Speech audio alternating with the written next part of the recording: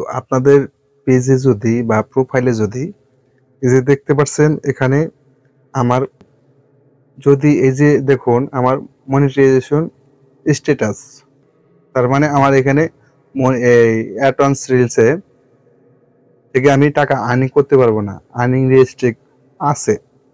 Earning রেস্ট্রিক্টটা কি কারণে আসলো?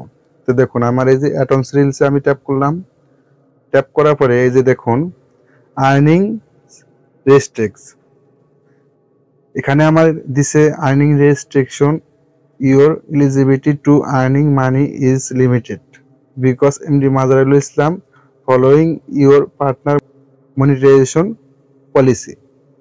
তো এটা আমার আসলো কি কারণে? পার্টনার পলিসি, এই ইস্যুটা প্রায় অনেকেরই চলে আইছে এখন।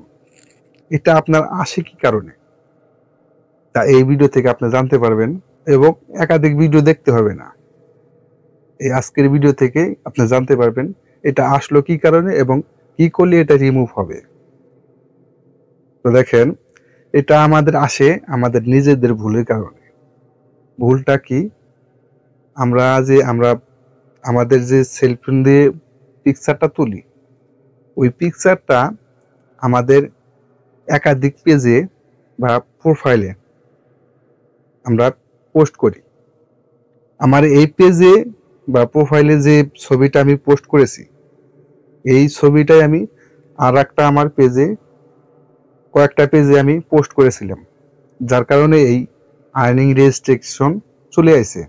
এবং রিলস ভিডিও আমি আমার এটাতে যেটা আপলোড করেছি অন্যটাতেও একটাই আপলোড করেছি, এর কারণে চলে আসে আপনার পলিসি। এবং আপনি যদি কোনো একটা ভিডিও আপলোড করেন, সেখানে যদি আপনার কোনো একটা টাইটেল, আজকে একটা ভিডিও আপলোড করেছেন সেখানে একটা ধরেন ফেসবুক ভিডিও আপলোড করব কিভাবে, এরকম একটা টাইটেল দিয়ে দিলেন, 2 মাস পরে বা 3 মাস পরে আর একটা ভিডিও আপলোড করলেন, এই একই ভিডিও পুনরায় রেকর্ডিং করে সেখানে আপনি কি দিলেন টাইটেল, ওই একই ফেসবুক ভিডিও আপলোড করব সঠিক নিয়মে, বা আগে যে টাইটেলটা দিয়েছিলেন ওই টাইটেলটা পুনরায় আবার দিয়ে দিচ্ছেন। ওই টাইটেলটা যদি ম্যাচ হয়ে যায় সেই ক্ষেত্রে আপনার পলিসি আসতে পারে, পার্টনার পলিসি 200% এটা চলে আসবে।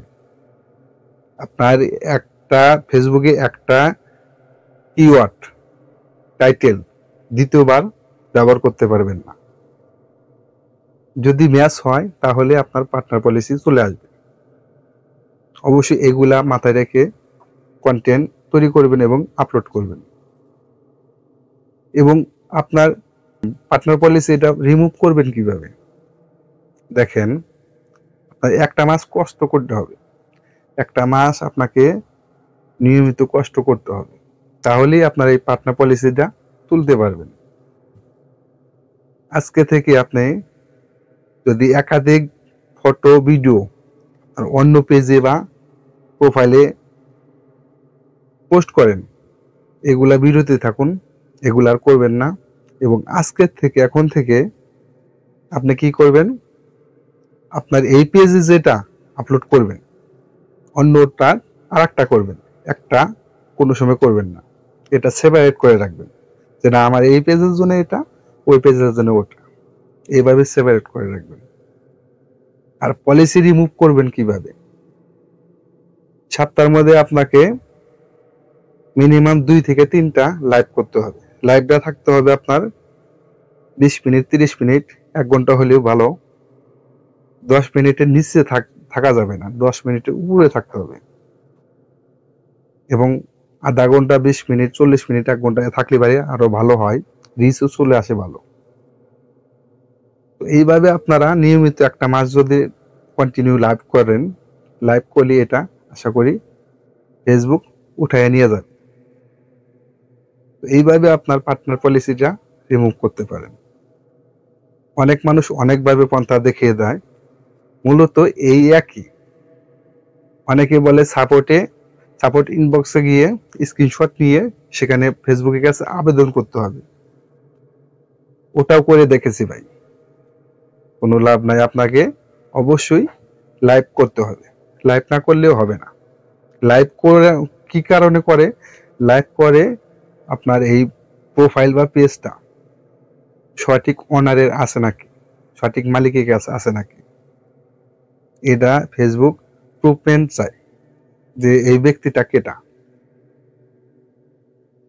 তো আশা করি আজকে এই ভিডিও থেকে জানতে পারলেন এই পার্টনার পলিসিটা আসে কি কারণে এবং রিমুভ করব কিভাবে।